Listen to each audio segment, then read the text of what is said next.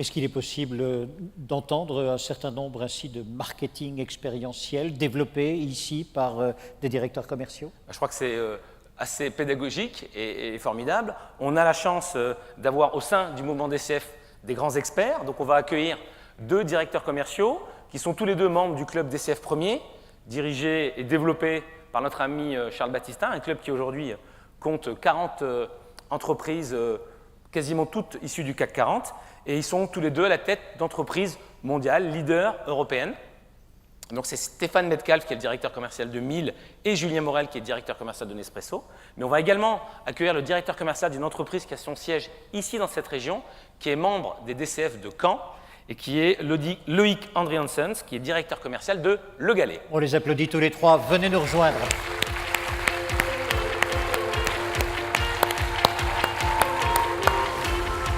Trop fort, très trop fort. Je vous en prie. Installez-vous. Voilà. Bienvenue, installez-vous. Un micro, un siège. Stéphane Metcalfe, je démarre avec vous. Vous êtes directeur commercial de Miele, France. 70 personnes dans votre équipe. Mais Miele est une entreprise familiale, 4e génération, 3,5 milliards de chiffre d'affaires, 140 millions en France, 17 000 salariés dans le monde. Vous êtes passionné de sport, 20 ans de rugby, aujourd'hui de la course à pied. Vous êtes surtout franco-britannique, ce qui vous donne l'insigne distinction de ne jamais perdre au rugby. Jean. Donc on voit qu'au sein du club DCF Premier, on est vraiment tourné aussi vers l'international. On a même des binationaux. Alors, Stéphane, dans ta démarche commerciale chez Miele, on peut imaginer que tu es engagé dans une démarche B2B. Tu vends tes produits à des distributeurs et que les consommateurs vont les acheter chez les distributeurs. Mais, depuis peu, tu es également engagé dans une démarche B2C. Est-ce que tu peux nous expliquer cette démarche omnicanale et nous expliquer comment, toi, tu utilises pour être performant commercialement les leviers de l'expérience client? Bon, tout d'abord, quelques mots sur Miele. Alors peut-être que vous connaissez ça mieux sous Miele. Donc Miele, on est leader de l'électroménager haut de gamme. En France, notre activité est répartie en 2 pôles. Une partie professionnelle, donc c'est tout ce qui est hôpitaux, hôtellerie, maisons de retraite, où on vend donc des lave-linges, sèche-linges, stérilisateurs, des laboratoires médico-dentaires. Et puis la partie dont je m'occupe, c'est la partie grand public. Donc mes clients distributeurs, c'est notamment boulanger, c'est Darty, ce sont des cuisinistes, ce sont des architectes, ce sont des revendeurs indépendants, ce sont des promoteurs immobiliers. Et on a effectivement une activité vente directe. Donc vous pouvez acheter du Miele sur notre site internet, dans nos magasins. Et ça, c'est une démarche non seulement française, mais mondiale, qui est développée depuis 4 ans. Donc pour répondre à ta question, et ce que disait effectivement Arnaud tout à l'heure, on est vraiment dans la partie avant, pendant, après, pour créer de l'expérience au niveau du client. Le client chez nous, il va s'engager pour 20 ans, puisque nos produits sont conçus pour durer 20 ans. Donc la partie avant et pendant la vente est extrêmement importante, mais la partie après est encore plus importante. Et on a développé 2 initiatives. Donc on a des showrooms en France, sur Paris et sur Nice notamment, qu'on appelle les Miele Experience Center. Donc on est vraiment dans l'expérience consommateur. Ils portent bien leur nom. Hein, exactement. Où le consommateur va pouvoir utiliser les produits. Je pense qu'on a vu, donc comme partenaire, on a Renault. Et donc pour acheter une voiture, effectivement, la première chose, c'est d'utiliser. C'est quand même très bizarre d'acheter un four ou une plaque de cuisson sans pouvoir l'utiliser.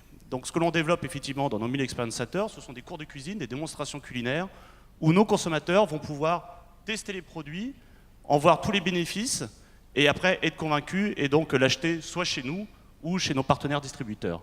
Donc ça, c'est la partie avant et pendant. La partie après, je dirais qu'on est extrêmement vigilant au dernier contact du consommateur avec notre marque. Et donc par exemple, quand vous achetez une cuisine chez un de nos cuisinistes, 15 jours après l'installation de la cuisine, nous proposons la possibilité qu'un technicien Miele en fait, se rende chez vous et vous explique encore mieux les fonctionnalités des produits. Pourquoi? Parce que là, vous allez vraiment rentrer dans un engagement vis-à-vis de la marque et nos consommateurs sont extrêmement rigoureux, sont extrêmement demandeurs, sont extrêmement exigeants vis-à-vis d'une marque comme nous. Ils s'attendent vraiment à avoir une relation personnalisée. Le dernier point, c'est qu'on utilise de plus en plus ces consommateurs comme les ambassadeurs de notre marque. Et notamment le soir, pour ces événements culinaires dont je vous parlais, on essaie de faire des groupes mixtes. La moitié déjà possesseurs de produits Miele, l'autre moitié qui sont des prospects, on les met ensemble autour d'une table, on leur apprend à cuisiner, à utiliser des fours vapeur par exemple, et au bout d'un moment, on se met en retrait, et ce sont nos consommateurs, déjà utilisateurs de produits 1000, qui vont devenir les ambassadeurs et convaincre les autres personnes d'acheter nos produits. Alors tu viens de nous expliquer finalement quels étaient les bénéfices de cette relation directe entre la marque, ta marque et les consommateurs finaux, mais en quoi cela te permet-il de développer ton efficacité business, ton efficacité commerciale en B2B? Alors il y a un point commun, c'est le consommateur. Donc il n'y a pas deux consommateurs, il y a le consommateur en B2C, le consommateur en B2B. Et on en a parlé effectivement ce matin, le consommateur est de plus en plus compliqué, vous êtes de plus en plus compliqué, c'est-à-dire que vous êtes à la fois individualiste, tourné vers vous-même, mais aussi avec une volonté de rendre parfois à la société des aspects positifs. Vous êtes à la fois sensible à ce que vous mangez, tendance bio par exemple, mais vous allez être capable de craquer pour un burger de temps en temps. Et surtout, vous êtes un consommateur, vous êtes des consommateurs de plus en plus informés. Avant d'acheter dans un magasin, 80% des consommateurs d'électroménager seront allés sur des sites internet. Et des sites internet très divers, ça peut être le site internet de la marque, ça peut être le site internet du distributeur, ça peut être des réseaux sociaux, des blogs, des communautés d'utilisateurs, pour se faire une idée. Et avant, quand vous alliez dans un magasin, on va dire un Darty ou un boulanger, vous aviez en face de vous l'expert, vous savez, le vendeur d'électroménager expert, et vous étiez le profane. Vous avez toujours affaire à un expert, mais vous êtes devenu un profane éclairé, et vous avez probablement passé 1h30 à 2 heures sur Internet à recueillir les informations. Nous, ce qu'on apporte à nos distributeurs, c'est tout ce que l'on apprend en B2C, donc tout ce que le consommateur nous dit, tout ce qu'il attend d'une marque, tout ce qu'il attend comme bénéfice produit, et on modifie en fait les formations vers nos vendeurs, distributeurs, pour leur apporter les clés pour décrypter ce consommateur qui est de plus en plus compliqué à suivre. Finalement, c'est une aide à la vente auprès du distributeur. La connaissance du consommateur vous aide, c'est une information qui est communiquée au distributeur et qui va l'aider à mieux vendre vos produits. Exactement, et on essaie vraiment d'aider nos distributeurs à passer d'un langage très technique. Je pense que voilà, personne n'a besoin de savoir comment un lave-linge ou un sèche-linge fonctionne. Par contre, tout le monde a besoin de savoir le bénéfice final que vous allez avoir en utilisant ce produit, que ce soit un produit 1000 bien évidemment, mais d'autres marques.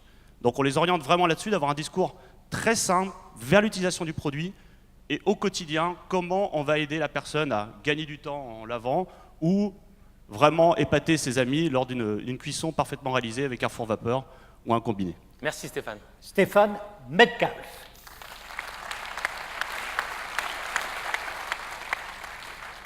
Loïc Andriensen, une carrière commerciale commencée chez Sandoz, poursuivie chez Fujifilm, aujourd'hui directeur commercial de Le Gallet, ETI normande basée à Caen. Le Gallet, distributeur de produits de seconde œuvre dans le monde professionnel, quincaillerie, plomberie, électricité. Les articles sont livrés en 24 heures partout en France. Le modèle est omnicanal, 50 000 références produits, 13 points de vente, un centre de contact de 150 personnes et 300 représentants sur le territoire. Alors Loïc, au sein de l'entreprise Le Gallet, vous êtes résolument tourné vers une démarche de vente omnicanal. Comment est-ce que vous arrivez à développer l'expérience client finalement tout au long du parcours d'achat de vos clients? Alors écoute, pour replacer Le Gallet dans le contexte, puisqu'on n'est pas une société connue dans le grand public, moi, quand je suis rentré chez Le Gallet, on m'a dit que j'étais quincaillier, donc j'ai appris à être quincaillier. On est né il y a 129 ans maintenant, donc en 1889, comme la Tour Eiffel. Et on est complètement dédié au métier du professionnel.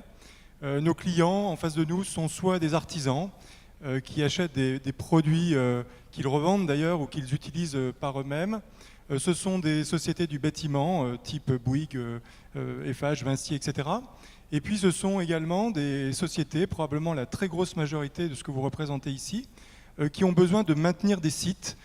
Ça peut être des sites recevant du public, mais ça peut être aussi des entreprises privées, quelles qu'elles soient, soit par le biais de facilitator management, comme on a énormément maintenant vu se développer, soit directement les services techniques des entreprises en question. Et la problématique qu'ils ont, tous ces clients-là, c'est que chaque bâtiment a sa spécificité, a ses produits, a finalement soit du neuf, soit de la rénovation, etc. Et donc c'est ces 50 000 produits qu'on a en stock. Après s'être doté d'outils techniques et de logistique, on a développé énormément le service. en décidant de ne jamais choisir. On a, donc on l'a dit tout à l'heure, 5 canaux de distribution majeurs, des itinérants, une grosse force de vente sur l'ensemble du territoire, des points de vente, et puis un centre de contact de 200 personnes qui gèrent des fax, des mails, du téléphone, bien évidemment, et puis du chat, du callback, de main, etc. Tout cela au service du client, et je vais donner 2 exemples. Quand le client arrive chez nous, la particularité, c'est qu'il est à la fois a besoin de cette personnalisation absolue, comme le professionnel. Il a besoin d'être reconnu. Et la deuxième chose, c'est qu'il vit dans le même monde que moi, c'est-à-dire avec les mêmes applications agiles que l'on peut avoir tous les jours. Alors d'un côté, on a décidé de ne pas choisir son canal, on le laisse vivre sa vie tout au long de la journée. Peut-être qu'à 7h du matin, c'est très sympa pour lui de passer un coup de téléphone vite fait pour nous demander un renseignement sur un produit technique. À 9h15, de rencontrer un commercial pour là, cette fois-ci, aller plus en profondeur sur un projet qu'il a. Et à 12h15, quand ses premiers chantiers reviennent, passer une commande sur le site internet. Eh bien, nous, notre problème, c'est de faire en sorte que l'ensemble des 500 personnes que j'ai à ma charge ne fassent pas de rupture dans le contact que l'on a avec lui. Et puis le deuxième exemple que je pouvais te donner, c'est qu'on a créé un catalogue en 1991 des 50 000 références. À l'époque, il y en avait 15 000. Quand on a créé le site internet en 2000 et qu'il est devenu marchand très très vite derrière, on s'est posé la question, mais puisqu'on fait le site internet, puisqu'on fait une application mobile, etc., pourquoi on continue de faire un catalogue? Ça coûte cher. C'est 150 000 exemplaires aujourd'hui envoyés sur l'ensemble du territoire. Et puis on s'est rendu compte simplement en l'écoutant, en le regardant travailler, que un ordinateur n'était pas tout le temps branché sur l'allume-cigare du camion et que du coup, il nous fallait nous inventer une nouvelle utilisation du catalogue. Je te donne un exemple, on a développé une application mobile. Il y a aujourd'hui un artisan dans son camion, il ouvre le catalogue, il photographie tout ou partie d'une page. De façon automatique, cette page devient un panier dans son site internet, dans son application mobile, etc., à ses prix, parce qu'on est dans le monde du professionnel et qu'on a cette négociation de proximité. Alors, en t'écoutant, on peut dire qu'on peut constater à quel point le parcours d'achat de nos clients il s'est éminemment complexifié ces derniers temps. Et donc, pour le commercial, il faut être hyper attentif, hyper expert à ces différents parcours d'achat. Et on voit bien à quel point le renforcement de l'expertise des commerciaux est aujourd'hui une absolue nécessité. Ce matin, on a évoqué le fait que le commercial était un chef d'orchestre. Dans ces parcours de plus en plus complexes du client et du consommateur, il doit être un observateur attentif et capable d'activer tous les leviers. Alors, tu nous disais que vous aviez, je crois, 50 000 références. J'imagine que ces références, elles évoluent en permanence.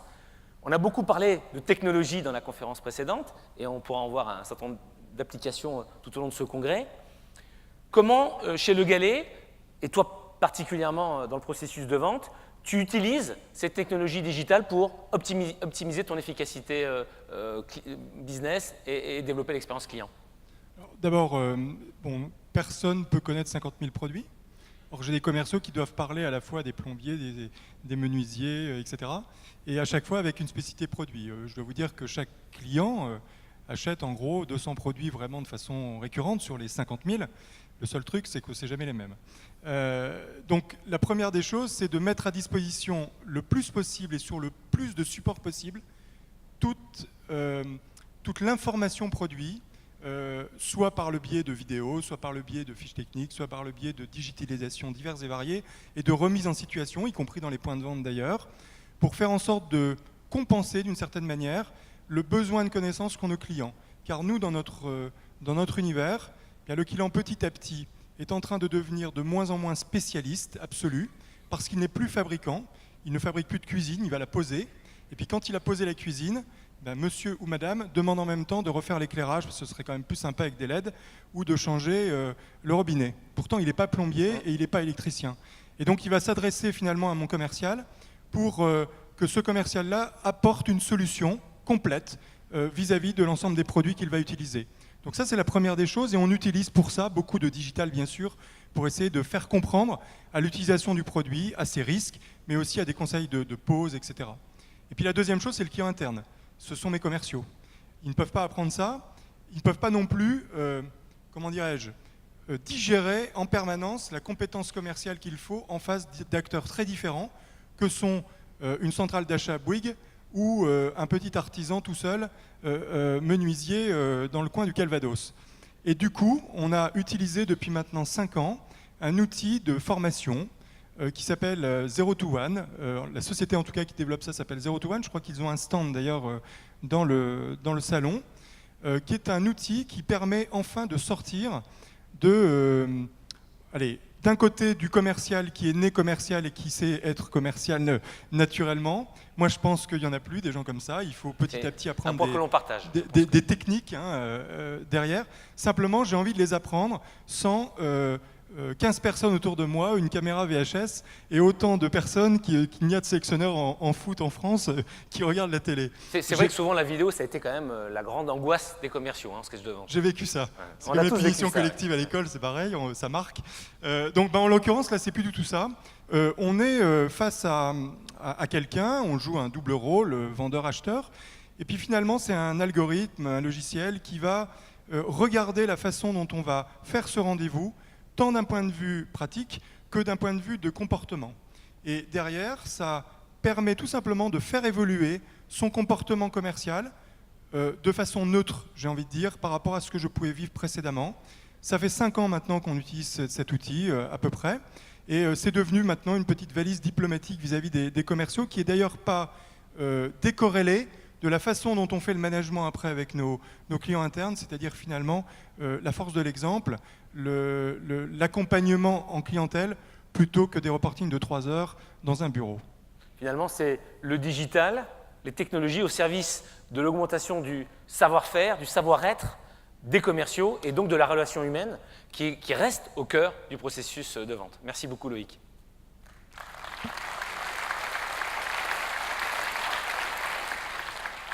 Julien Morel, directeur commercial chez Nespresso, ingénieur central Paris. Vous travaillez d'abord dans la supply chain, puis dans la relation client et aujourd'hui, direction commerciale France.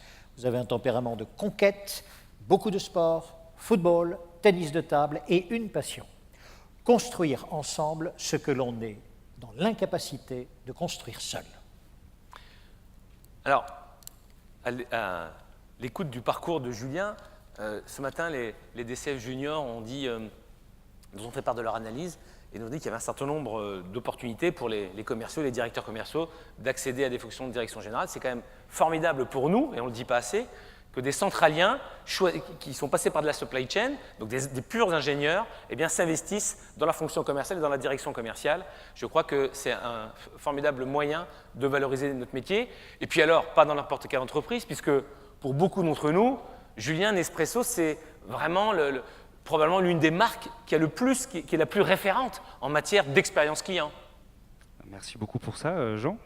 Il faut que tu choisisses Nespresso pour ton entreprise, du coup je comprends pas que... Oui, c'est vrai. Tu l'aies pas déjà choisi. C'est vrai. Je ne suis pas acheteur. Moi, je suis en charge des devises entrantes. Après, il y a ceux qui sont...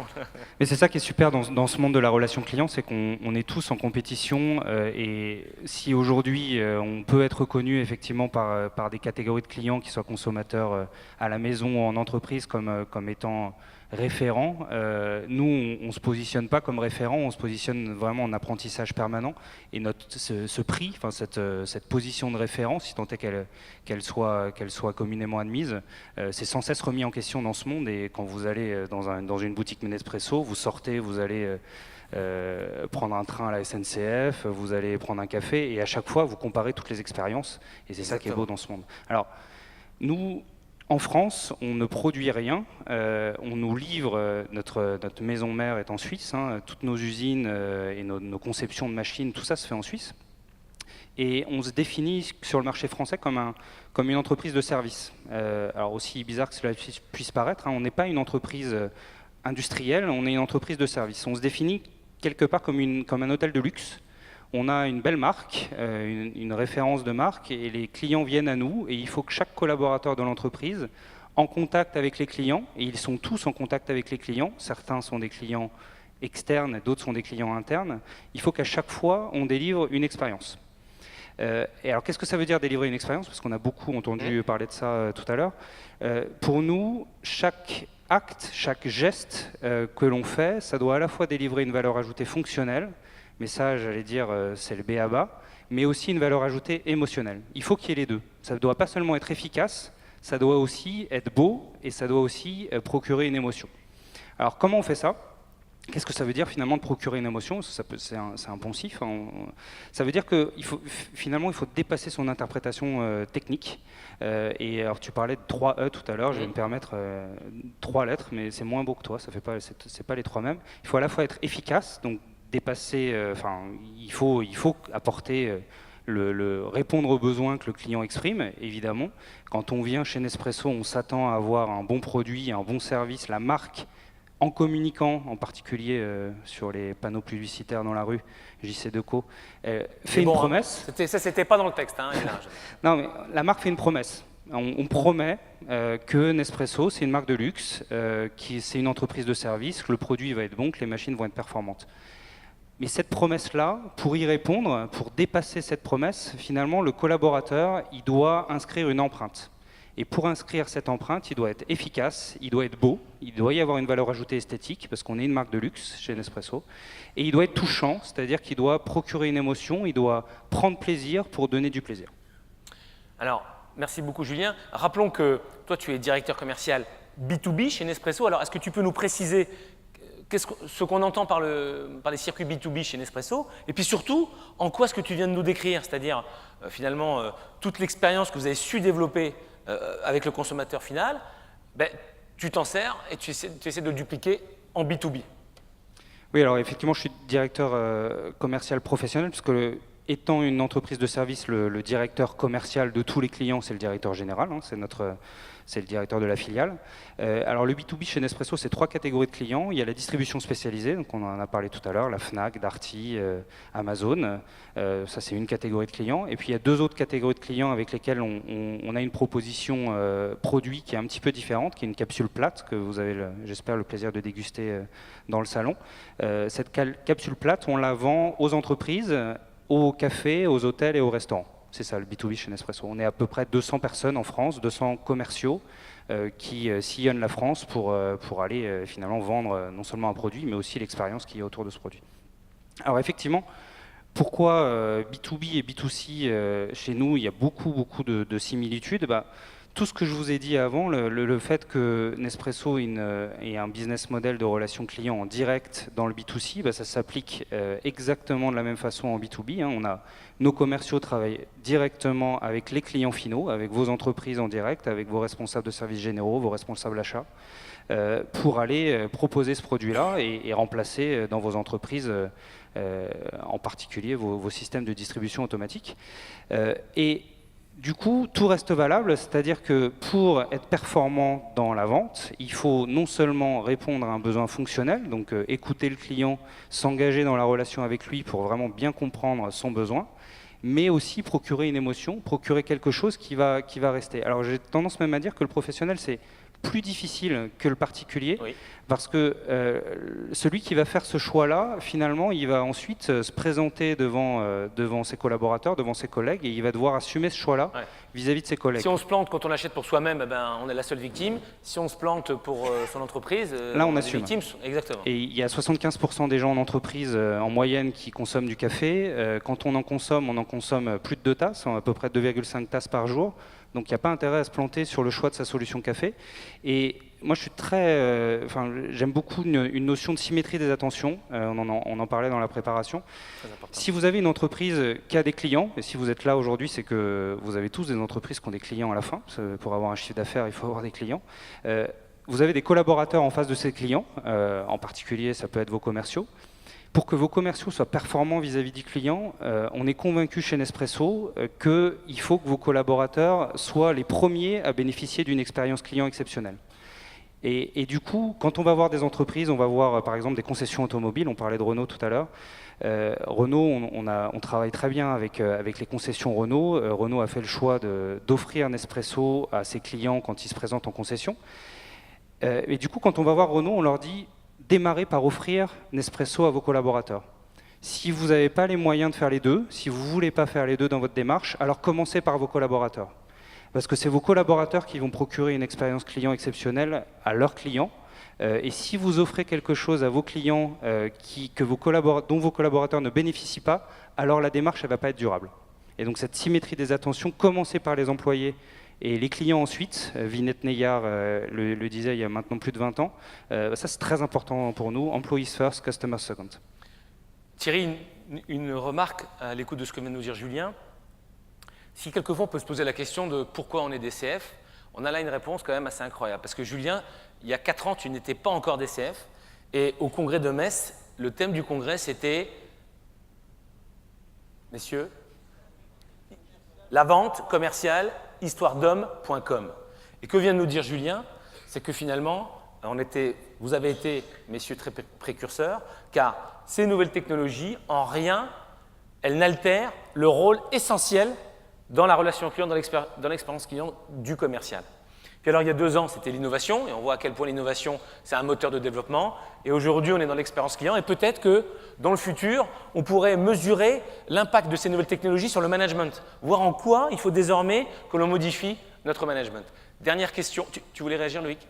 Je peux t'en donner un d'ailleurs. Dans les centres de contact, avant c'était des gens qui prenaient des commandes, après c'est des gens qui ont apporté du service. Aujourd'hui c'est des gens qui doivent vivre la même expérience que vit le client. Si le conseiller clientèle ne connaît pas le site internet, l'application, tous les outils dont on a parlé tout à l'heure, alors il est à côté de la plaque quand le client va téléphoner. Et ce n'est plus un problème de je ne fais que participer au parcours client, mais au contraire je dois rentrer dans le parcours du client en utilisant les mêmes outils que ce qu'il utilise. Moralité, être dans notre réseau, c'est être en permanence, en écoute permanente des nouvelles tendances et être plus performant au quotidien. Dernière question, Julien. On a quand même beaucoup parlé de digital. Le commercial se digitalise, hein, c'est un des thèmes de ce séminaire, de ce congrès. Le digital, chez toi, dans tes équipes de vente, comment ça se traduit ? Je vais prendre un peu le contre-pied de la question. En fait, on a fait une étude très récemment, vraiment très intéressante. Je pourrais vous en parler à la pause si vous le souhaitez. Une étude de moment de vérité. Alors, il y a une entreprise qui s'appelle KPAM, je ne fais pas de la pub pour eux, hein, ils ne m'ont pas payé pour dire ça, qui a analysé toutes nos études avec tous les commentaires que les clients nous laissaient depuis des années, en particulier en professionnel et aussi les particuliers à domicile, pour nous donner, pour essayer de trouver les moments de vérité de la relation qu'on avait, tant en professionnel que dans une relation client à la maison, les moments de vérité de la relation. Et on s'est aperçu, en B2C par exemple, que les moments de vérité, ils se situaient au moment où le client était en contact humain avec la marque. Soit en boutique, soit au téléphone avec quelqu'un, un vrai quelqu'un qui répondait à ses questions, qui avait une interaction et qui s'engageait dans la relation. Et le digital, alors quel rôle ça a là-dedans ? Est-ce que finalement c'est antinomique ? Pour nous, ça sert à faire que le client soit de plus en plus en contact avec nous humainement. Comment ?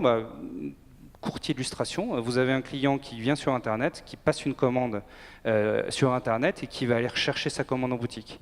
Vous êtes un client qui est 100% Internet, on va vous inviter à venir en relation avec nous dans la boutique la plus proche ou sur des salons ou sur des événements qu'on sponsorise. Donc le digital va nous servir à faire qu'il y ait de plus en plus d'interactions entre nos clients et notre marque. Et quand il y a de plus en plus d'interactions, quand on rentre dans cette relation client omnicanal, de transaction ou de relation, alors le client, on l'a mesuré, il est plus fidèle et il consomme plus avec nous. Donc on veut dupliquer ça, non seulement à la maison, mais aussi dans le professionnel.